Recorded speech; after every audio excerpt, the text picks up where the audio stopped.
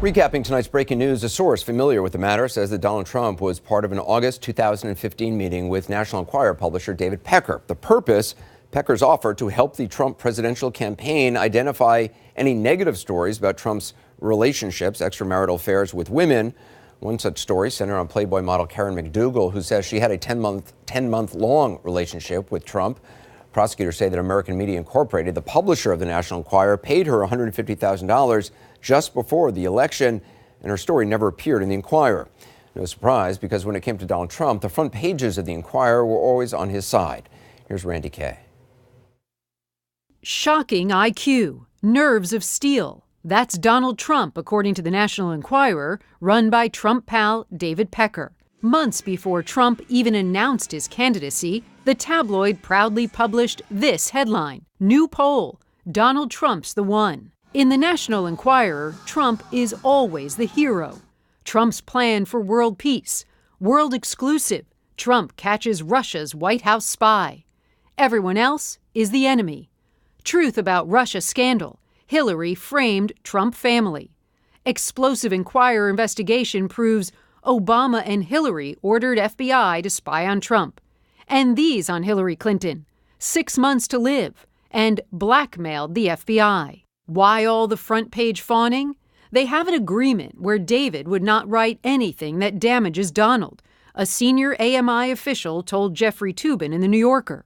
Back during campaign 2016, Pecker propped up Trump, but played hardball with his opponents, running almost daily gossip hit pieces on Hillary Clinton, and even suggesting Ted Cruz's father played a role in the assassination of President John F. Kennedy. If that was the New York Times, they would have gotten Pulitzer Prizes for their reporting.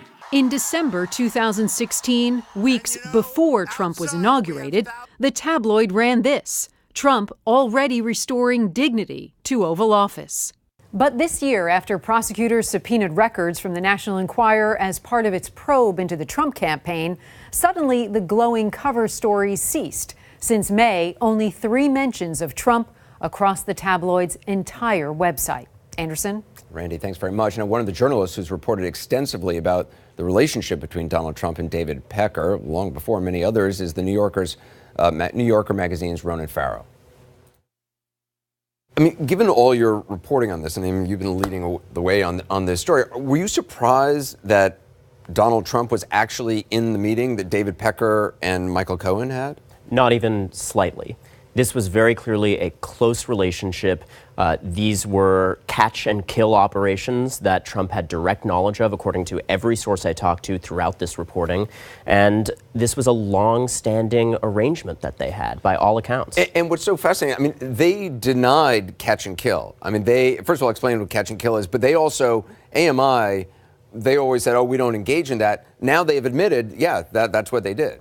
Catch and kill is a tabloid practice of acquiring the rights to a story to suppress it, not to publish it, but to bury it. And in this case, as a favor to Donald Trump, and in this case also to not have this negative stories hurt his electoral. Well, so I reported personally on 2 payments of this type by AMI, the National Enquirer's parent company, to suppress stories about Donald Trump.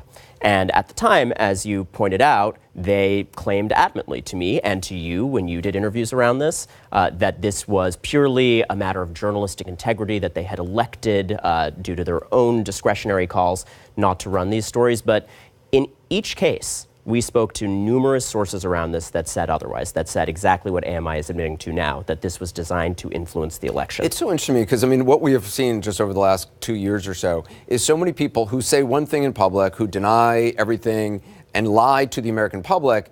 Only when they are under oath or signing a legal document do they admit, oh, actually, yeah, that's exactly what we've been doing. We're both in a line of work, Anderson, where people lie to us a lot.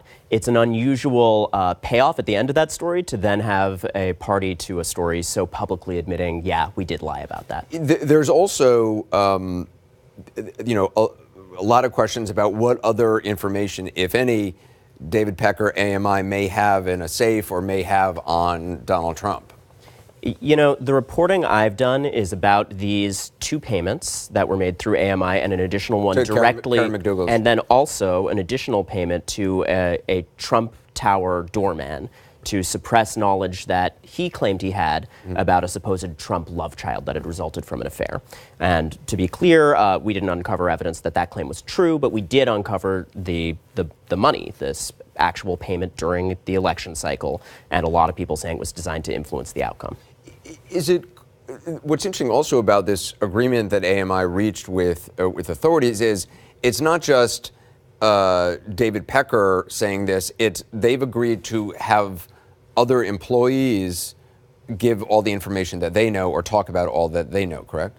There were a number of AMI employees who were directly involved in these transactions and who were in regular receipt of pretty sensitive information about Donald Trump. Dylan Howard is another senior AMI person who is party to this agreement now with prosecutors. That makes a lot of sense. He knew a lot. Am I correct that this agreement is pretty open-ended, that they have to comment on anything that authorities are interested in? So we have knowledge of 3 election season payments, one directly through Cohen to Stormy Daniels, one through AMI, Karen McDougal, and another through AMI to suppress this alleged Trump love child story through a doorman at the Trump Organization.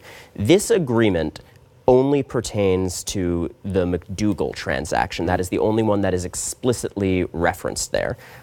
It doesn't reference the other AMI-related payment, which is interesting. Now, that said, it's open-ended in terms of the information AMI is providing to prosecutors. This gives prosecutors carte blanche to ask about everything that they did. So prosecutors can't ask them about anything, and they would have to give information if they have it. That appears to be what they're saying when they announced this arrangement. It's fascinating stuff. Ronan Farrow, thank you so much. Thanks, Anderson.